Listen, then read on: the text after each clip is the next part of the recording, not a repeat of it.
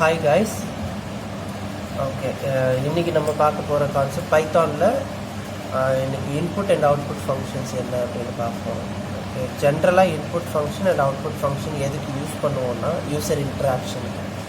Okay, user வந்து some value run டைமில் கொடுக்கறதுக்கும் ரன் டைமில் கொடுத்ததுக்கப்புறம் சம் ப்ராசஸிங் நடந்துட்டு உனக்கு அவுட்புட் ஸ்க்ரீனில் அவங்க என்ன வேல்யூ கொடுத்தாங்களோ அந்த வேல்யூக்கு ஏற்ற மாதிரி அவுட்புட் வர்றதுக்கும் இந்த இந்த இந்த மாதிரி கொடுக்கறது, இன்புட் கொடுக்கறது, அவுட்புட் வர்றது, இதை தான் யூசர் இன்ட்ராக்ஷன் சொல்லுவாங்க.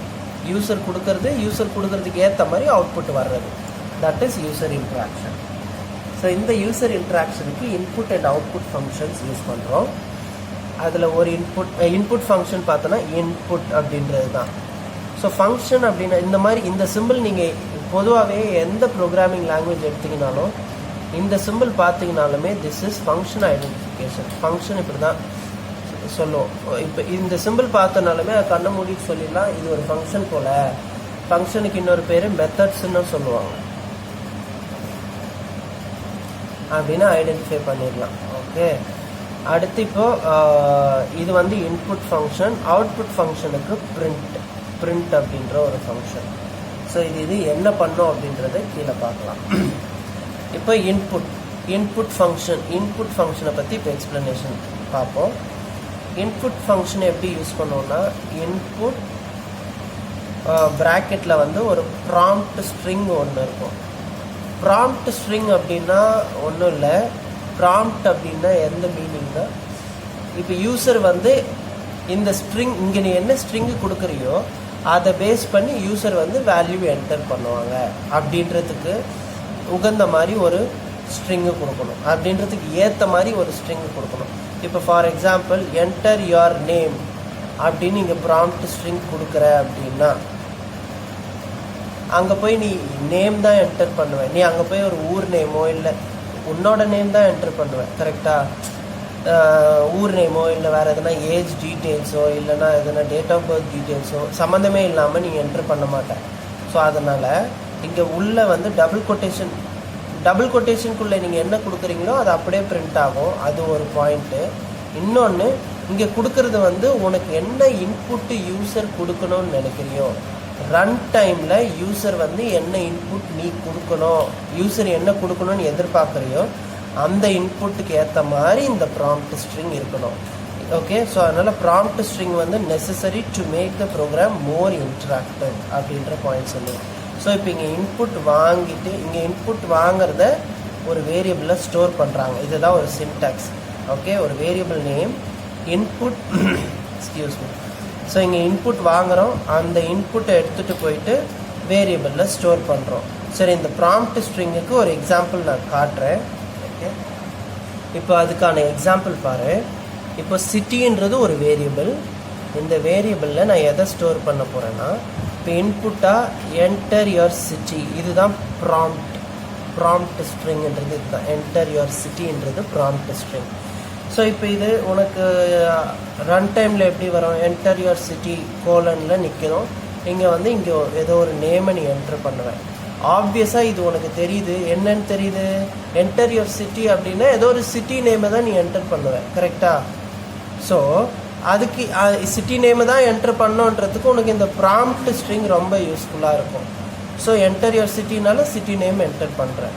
இப்போ இதை பிரிண்டில் போயிட்டு ஐ எம் ஃப்ரம் அந்த சிட்டி நேம் என்னவோ அதை இங்கே பாஸ் பண்ணுறோம். இப்போ மதுரைன்றது இந்த சிட்டியில் இருக்கும். So I am from Madurai இப்படின்னு இருக்கும். இதுவே இந்த ப்ராம்ப்ட் ஸ்ட்ரிங் இல்லாமல் கொடுத்தேன்னா வேறு இன்புட்னா நீ இங்கே இன்புட்டில் யூசர் வந்து ஏதோ ரன் டைமில் என்ட்ரு பண்ணுற மாதிரி இருக்கும். இந்த ஃபங்க்ஷன் வந்தாலுமே ரன் டைமில் யூசர் என்ட்ரு பண்ணுவாங்க. ஓகேவா? இப்போ இங்கே வந்து ராஜராஜன்னு என்ட்ரு பண்ணுறாங்கன்னு வை. Prompt string enter your city அந்த மாதிரி எதுவுமே இல்லை. ஜென்ரலாக ராஜராஜன்னு என்ட்ரு பண்ணுறாங்க. இது போய் சிட்டியில் போய் உட்காரோம். இப்போ இந்த சிட்டியை இதே பிரிண்ட் எஃப் இங்கே கொடுக்குறேன். ஐ எம் ஃப்ரம் இங்கே சிட்டி நேம். இப்போ என்ன பாரு, சம்மந்தமே இல்லாமல் ஐ எம் ஃப்ரம் ராஜராஜன் அப்படின்னு வருது. ஸோ இதுக்கும் சிட்டி நேம் வர வேண்டியது ஐ am from Chennai, I am from Madurai அந்த மாதிரி வர வேண்டிய கேஸ்க்கு சம்மந்தமே இல்லாமல் இங்கே.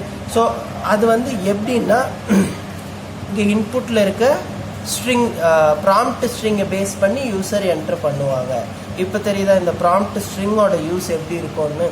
பிகாஸ் நீங்கள் என்ன கொடுக்குறியோ அதுக்கு ரிலவெண்ட்டாக உனக்கு வந்து யூசர் டேட்டா என்ட்ரு பண்ணுவாங்க. எதுவுமே கொடுக்கலன்னா யூசர் அவங்க இஷ்டத்துக்கு டேட்டா கொடுப்பாங்க. ஸோ அது வந்து இர்ரெலவெண்ட்டாக இருக்கும் அப்படின்னு சொல்கிறாங்க. ஸோ இந்த கேசஸ்க்கு வந்து ப்ராம்ப்ட் ஸ்ட்ரிங் வந்து ரொம்ப ரொம்ப யூஸ்ஃபுல்லாக இருக்கும்.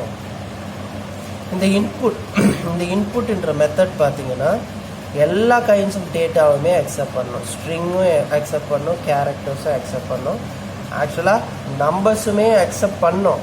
ஆனால் அந்த நம்பர்ஸ் வந்து ஒரு கேரக்டராக தான் கன்சிடர் பண்ணோம். ஸ்ட்ரிங்குன்னா ஓகே டேட்டா டைப்ஸ் அது நம்ம ஃபர்தராக டிஸ்கஸ் பண்ணுவோம். ஸோ இப்போதைக்கு இன்புட்ன்றது எல்லா கைண்ட்ஸ் ஆஃப் கேரக்டர்ஸுமே எல்லா கைண்ட்ஸ் ஆஃப் ஸ்ட்ரிங்குமே அக்செப்ட் பண்ணோம், டபுள் கொட்டேஷனுக்குள்ளே கொடுக்கலாம். ஓகே, ஆனால் நம்பர்ஸ் கொடுத்தா மட்டும் அக்செப்ட் பண்ணாதுன்னா டபுள் கொட்டேஷனுக்குள்ளே கொடுத்தனா அக்செப்ட் பண்ணும். ஒன்றுன்னா ஒன்றுன்னு உனக்கு அவுட்புட்டில் காட்டும். ஆனால் அது ஒன்றுன்றது நம்பர் ஒன் மாதிரி எடுத்துக்காது. இப்போ ஃபார் எக்ஸாம்பிள் ஒரு கேஸில் இப்போ நீ இன்புட் இங்கே ஏதோ சம்திங் வாங்குற, அது ஒன்றுன்னு இப்போ ஒன்று இங்கேயே டபுள் கொட்டேஷனில் ஒன்றுன்னு வச்சுப்போம். அடுத்த இன்புட் டபுள் கொட்டேஷனில் டூன்னு வச்சுப்போம். இப்போ இது ரெண்டுத்தையும் ஆட் பண்ண முடியும் அப்படின்னா 1 2 இப்படி தான் வருமா கண்டி? இது ரெண்டுத்தையும் ஆட் ஆகி 1 + 2 3 இப்படின்ட்டு வராது. ஓகே, இது வந்து நியூமரிக்கல் வேல்யூவாக எடுத்துக்காதுன்னு சொல்ல வரேன். அதுதான் மீனிங். இது ஜஸ்ட் தே ஆர் கேரக்டர்ஸ், ஒரு கேரக்டர்ஸாக தான் எடுத்துக்குமா கண்டி. அதை வந்து நியூமரிக்கல் வேல்யூவாக எடுத்துக்காது. நியூமரிக்கல் வேல்யூவாக எடுத்தால் தான் 1 + 2 3 அப்படின்னு அவுட்புட் நம்மளுக்கு காட்டும். ஸோ அதை தான் சொல்கிறாங்க எக்ஸப்ட் நம்பர்ஸ் மட்டும் நீங்கள் இதில் இப்படியே டைரெக்டாக இன்புட்டில் கொடுக்க முடியாது. ஸோ அதுக்கு என்ன பண்ணணும்னா நம்ம எக்ஸ்பிளிசிட் கன்வர்ஷன்னா கோடிங்கில் நம்மளாக கன்வெர்ட் பண்ணுறது. இம்ப்ளிசிட் கன்வர்ஷன்னா நம்ம கம்பைலர் வந்து கோடிங் ரன் டைம் அப்போ அதுவாகவே கன்வெர்ட் பண்ணிக்கும். சில கன்வர்ஷன்ஸ் அதுவாகவே பண்ணிக்கும். அதுதான் இம்ப்ளிசிட் கன்வர்ஷன். எக்ஸ்பிளிசிட் கன்வர்ஷன்னா கம்பைலர் பண்ணாது, நம்மளா கோடிங் பண்ணும்போதே இந்த இடத்துல இப்படி வேல்யூ வருங்க, இதை வந்து நீங்கள் இப்படி கன்வெர்ட் பண்ணிக்கோங்க அப்படின்ட்டு நம்ம ப்ரோக்ராமில் கொடுக்குறது. இப்போ பார்த்தோன்னா அதுக்கு வந்து இப்போ ஒரு எக்ஸாம்பிள் இன்டீஜர் டேட்டா டைப், இன்டீஜர்ன்றது நம்பரிங் தான். ஓகே, இப்போ இந்த டேட்டா டைப்புக்கு நான் மாற்றணுன்னா இன்ட்ன்ற ஃபங்க்ஷனை யூஸ் பண்ணி நான் வந்து டைப் கேஸ்ட் எக்ஸ்பிளிசிட்டாக டைப் கேஸ்ட் பண்ணணும் அப்படின்னு சொல்கிறேன். டைப் கேஸ்ட்னால் டேட்டா டைப், ஒரு டேட்டா டைப்லேருந்து இன்னொரு டேட்டா டைப் மாற்றுறேன். இப்போ நான் இதில் இப்போ இது வரைக்கும் தான் நம்ம ஏற்கனவே பார்த்துருப்போம். இன்புட்டில் என்டர் ஸ்ட்ரிங்,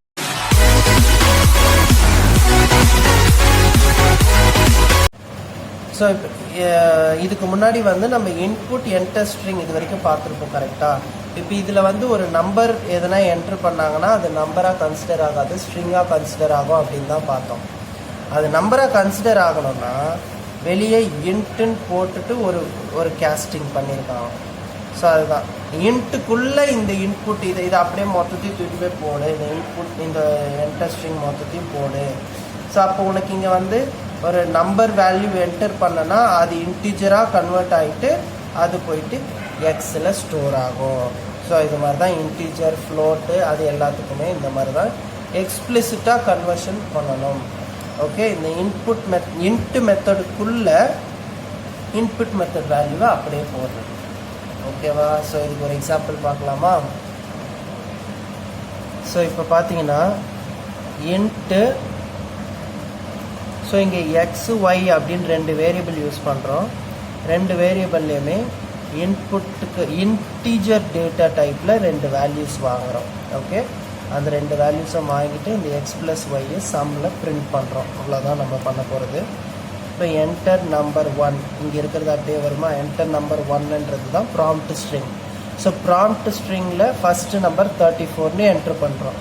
அடுத்து என்டர் நம்பர் 2ன்றது அடுத்த ப்ராம்ப்ட் ஸ்ட்ரிங். ஸோ ஏதோ ஒரு அடுத்த நம்பர் நீங்கள் என்ட்ரு பண்ணுறீங்க. யூசர் தான் இது ரெண்டுமே என்ட்ரு பண்ணுவாங்க.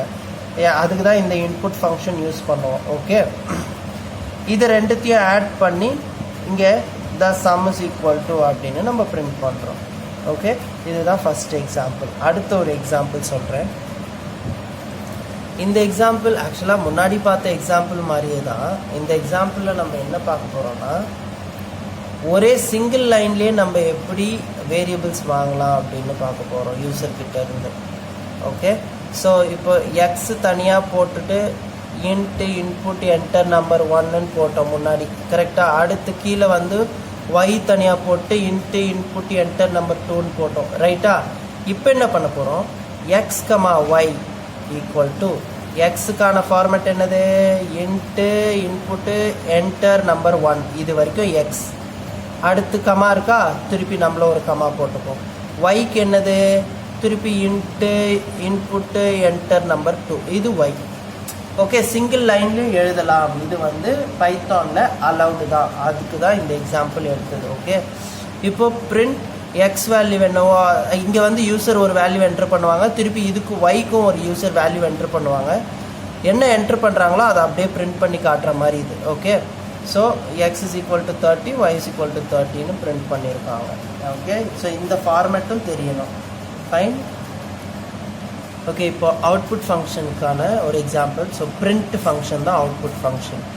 நம்ம ஆல்ரெடி சொல்லியிருக்கோம் என்னென்னா, இந்த ஃபங்க்ஷன் யூஸ் பண்ணி அப்படியே நம்ம ஸ்க்ரீனில் வந்து அவுட்புட்டை பிரிண்ட் பண்ணலாம். அதுக்கு தான் அவுட்புட்டை பிரிண்ட் பண்ணுறதுக்கு இந்த பிரிண்ட்ன்ற ஃபங்க்ஷன் யூஸ் பண்ணுவோம். So it is used to display result on the screen. இப்போது பிரிண்ட் ப்ராக்கெட்டில் டபுள் கொட்டேஷனில் போட்டு ஸ்ட்ரிங்குன்னு கொடுக்குற அப்படின்னா உனக்கு இதுக்கான அவுட்புட் என்னென்னா, இப்போ அதுக்குள்ளே என்ன டபுள் கொட்டேஷனுக்குள்ளே என்ன கொடுக்குறியோ அது அப்படியே உனக்கு அவுட்புட்டாக வரும். ஓகே, இப்போ இது ஒரு வேரியபிள் அப்படின்னா இது டபுள் கொட்டேஷனுக்குள்ளே இல்லை அப்படின்னா, இப்போ இந்த வேரியபிளுக்கு மேலே வந்து எங்கேயோ ப்ரோக்ராமில் ஏதாவது ஒரு வேல்யூ கொடுத்துருப்பீங்க. ஸோ ஏதோ சம் வேல்யூ கொடுத்துருப்பீங்க. அந்த வேல்யூ என்னவோ இப்போ டபுள் கொட்டேஷன் இல்லாமல் இருந்ததுன்னா, இப்போ இந்த இடத்துல பார்த்தோன்னா 5 அப்படின்னு பிரிண்ட் ஆகும். அதுதான் இதுக்கான அவுட்புட். இதுக்கான அவுட்புட் ஸ்ட்ரிங்கு டபுள் கொட்டேஷனுக்குள்ளே என்ன இருக்கோ அது அப்படியே பிரிண்ட் ஆகிறது.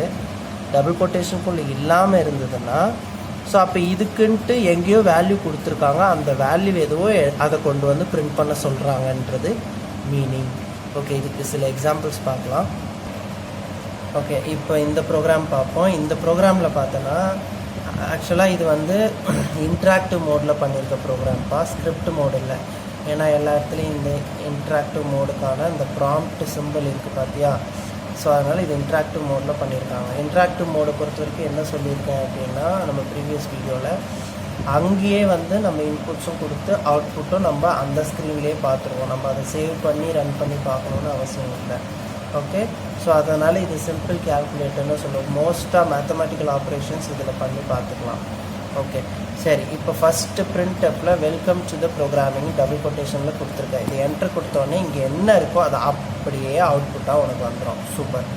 ஓகே, அடுத்து x is equal to 5, y is equal to 6, z is equal to x plus y அப்படின்னா இது ரெண்டுத்தையும் ஆட் பண்ணி ஜெட்டில் இருக்குது. ஓகே, ஜியில் இருக்குது. இதை வந்து இப்போ நான் பிரிண்ட்டுன்னு கொடுத்தேன்னா இங்கே நல்லா நோட் பண்ணி பாரு, இங்கே டபுள் கொட்டேஷன் இல்லை. இந்த வேரியபிள் அப்படியே இங்கே கொடுத்துட்டேன் அப்படின்னா இந்த வேரியபிளுக்கு எங்கேயோ ஒரு வேல்யூ இருக்கும். ஸோ இப்போ z இஸ் ஈக்குவல் டு இப்போ 11, இது ரெண்டுத்தையும் ஆட் ஆனது தான் ஜெட்டில் இருக்குது. அந்த வேல்யூவை இங்கே பிரிண்ட் பண்ணோம். பார்த்தியா 11 பிரிண்ட் ஆகிருக்கு. ஓகே, இதே பார்த்தோன்னா இப்போ பிரிண்டில் the sum is equal to இதை வந்து மொத்தமாக டபுள் கொட்டேஷனில் கொடுத்துருக்காங்க. டபுள் கொட்டேஷனில் கொடுத்துருந்தாலுமே என்ன அர்த்தம், அப்படியே அந்த டபுள் கொட்டேஷனில் கொடுத்தது அப்படியே அவுட்புட்டில் போயிடும். இன்னொன்று கமா ஜெட். இப்போ ஜெட்டுன்றது ஜெட்டுக்கான வேல்யூ என்னவோ அதை அப்படியே பிரிண்ட் பண்ணியிருக்கேன். ஓகே, ஸோ அது மாதிரி தான் இந்த பிரிண்ட்அப்பும். த சம் ஆஃப் அப்படின்றது டபுள் கொட்டேஷனில் இருக்குது. ஓகே, த சம் ஆஃப் அப்படின்றது டபுள் கொட்டேஷன் கமா எக்ஸோட வேல்யூ என்ன 5. ஸோ 5 இது டபுள் கொட்டேஷன் இல்லாததுனால அந்த வேல்யூ என்னவோ அதை எடுத்துக்குது. ஆண்டுன்றது டபுள் கொட்டேஷனில் இருக்குது. ஸோ அதை அப்படியே போட்டாச்சு. ஒய் டபுள் கொட்டேஷனில் இல்லை. ஸோ ஒய்யோட வேல்யூ என்னவோ அது இங்கே நான் எடுத்துக்கிட்டேன். அடுத்து இஸ்ஸு பார்த்தோன்னா டபுள் கொட்டேஷனில் இருக்குது. ஸோ இஸ் அப்படியே போட்டுக்கிட்டேன். இந்த ஜி ஜெட்டுன்றது டபுள் கொட்டேஷனில் இல்லை. ஸோ ஜெட்டோட வேல்யூ என்ன 11ன்னு இருக்குது. அதை அப்படியே பிரிண்ட் பண்ணியிருக்கேன். சூப்பரா. ஸோ பிரிண்ட்டுக்கான எக்ஸாம்பிள்ஸ் புரிஞ்சுதா? ஓகே, நெக்ஸ்ட் அடுத்து ஒரு சிம்பிள் கான்செப்ட் பார்ப்போம். ஸோ கமெண்டிங், ஒரு ப்ரோக்ராமிங் அப்படின்னா நம்ம அதில் கமெண்ட் பண்ணி வைப்போம் இல்லையா. கமெண்ட் பண்ணுறது எதுக்குன்னா எந்த லைனை நீங்கள் கமெண்ட் பண்ணி வைக்கிறீங்களோ அந்த லைன் வந்து கம்பைலர் கன்சிடர் பண்ணாது. ஸோ அது வந்து நீ உன்னோட ரெஃபரன்ஸ்க்காக நீ அதை எழுதி வச்சுருக்கேன்னு தான் அர்த்தம். அதை வந்து ப்ரோக்ராமில் ஒரு லைனாக கன்சிடர் பண்ணிக்காது கம்பைலர். ஓகே, அந்த கமெண்ட்டே வந்து சிங்கிள் லைன்லேயும் கமெண்ட் பண்ணலாம். இட் மீன்ஸ் உன்னோட சிங்கிள் லைன் கோடை மட்டும் கமெண்ட் பண்ணி வைக்கலாம். அப்படி இல்லையா ஒரு 10 லைன் அந்த மாதிரி பல்க் ஆஃப் லைன்ஸையும் கூட கமெண்ட் பண்ணலாம். மல்டி லைனில் கமெண்ட் பண்ணலாம். ஓகே, சிங்கிள் லைன் கமெண்ட் பண்ணோன்னா பைத்தானில் எப்படின்னா அந்த லைன் முன்னாடி ஹேஷ்டேக் ஹேஷ் சிம்பிள் போட்டுக்கணும். மல்டி லைன் கமெண்ட் பண்ணோன்னா அந்த லைன் ஸ்டார்டிங்கில் இந்த 3 கொட்டேஷன். ஓகே, அந்த லைன் எந்த பேராகிராஃப் நீ கமெண்ட் பண்ணணுன்னு நினைக்கிறியோ அந்த பேராகிராஃப் ஸ்டார்டிங்கில் 3 கொட்டேஷன், அதே இதோட எண்டிங்கில் 3 கோட்ஸ் போட்டுக்கணும். அப்படி போட்டிங்கன்னா கமெண்டிங் முடிஞ்சிடும். Okay guys, thank you.